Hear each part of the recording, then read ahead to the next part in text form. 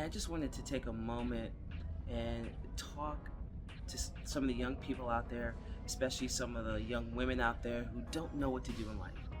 And I will tell you, you might not want to go to college. Maybe you don't have any idea on what, you know, brings that joy into your life. Have you ever considered doing the trades? Have you ever considered taking a hammer and swinging it, or welding, or getting into the commercial airline or private airline industry and learning how to fly?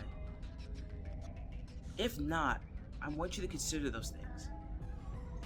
I'm a retired Air Force colonel, but I was a pilot by trade, and I flew for over 23 years of my time in the military, and I had a great time doing it. You can take those skills and go to the outside and fly for the airlines.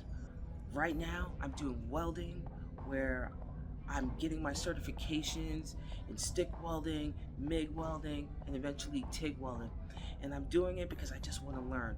But I will tell you, these jobs, once you get in there and spend some time and get a little bit of seniority, maybe from 2 to 5 years, you could be making some great money and opening up yourself to a world of opportunities that you did not think would happen. So go check it out. According to AWS, the American Welding Society, they need approximately 330,000 new welders by the end of 2028. For the airline industry, the private and business airline industry, I think by the same time they're going to need over 160,000 new pilots. Have you ever thought about flying above the earth, seeing the earth from a different perspective? Or have you ever wanted to play with metal and fire? Man, maybe those are the places for you. It's great experience. There are great types of people in that community. Why don't you come be a part of it?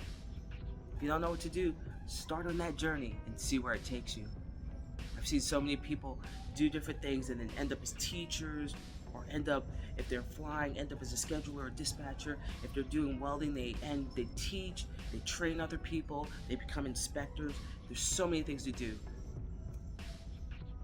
I think you could do it too. So let's go. Have a great day.